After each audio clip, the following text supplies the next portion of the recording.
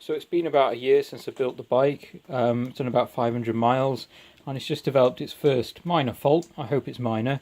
The motor here, which is directly in the centre of the picture, has just got a bit of play in it now. You can see it's just rotating ever so slightly with a fair bit of force there. But I'm going to dismantle the mechanism on the side here where it's attached to the frame just to see why there's that play in it. Dismantling this has just been an awful lot more difficult than it should have been. So there's this piece here which came off fine, that's simple. And then behind that there was this which I have completely knackered. I've had to drill it out. So that was over there and was keeping this bracket clamped back onto the frame to keep the motor in place. I think, if I remember rightly, I used Loctite on there when I put this on. That may have been a bad idea.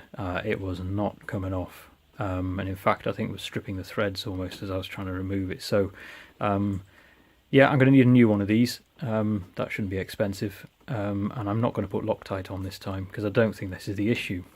What you can see is this clamp, which is here against the frame, has a little bit of play in it, and that was the play that was occurring in the motor.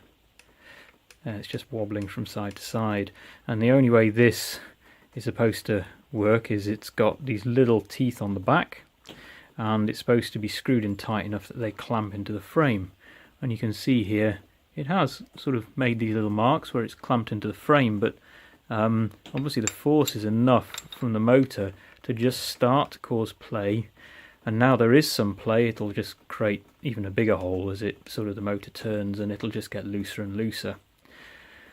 So what I'm going to do, once I've got the new ring to clamp this back on, I'm going to resort to something a bit more permanent. I've bought some marine weld here, and I'm going to try mixing this and putting it on the rear of this once it's applied to the frame, and I hope that will stop this from moving.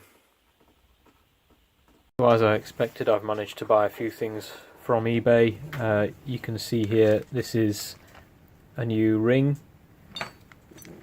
and clamp as well, bracket here. I don't need that, and this whole packet of fitments I think was about £18, so a bit more than I'd hoped for because you couldn't just get that on its own.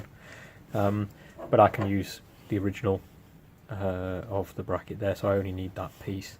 And this, which this is a tool which cost about £8 or £9 to actually fit this ring. You can see that that fits there, in there, and will enable me to get a tight fit of that on the bike.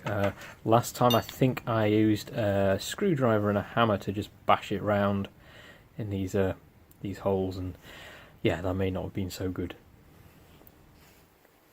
As you were just seeing, the bracket here, I filed off the paint off the back so the resin glue can get a good fit, and I've done the same here on the edge of the bike, where you can see I've just taken all the paint off the edge there. So I'm now going to get some glue on there and we'll put it all back together. Here you can see the bracket reassembled. So from the side here you can see the epoxy resin, just the grey stuff there, just oozing out between the frame and the bracket. Now I've just put a little bit of red grease on there to ease taking off this ring in case it ever needed to be taken off again, because it certainly wasn't coming off, as I said last time.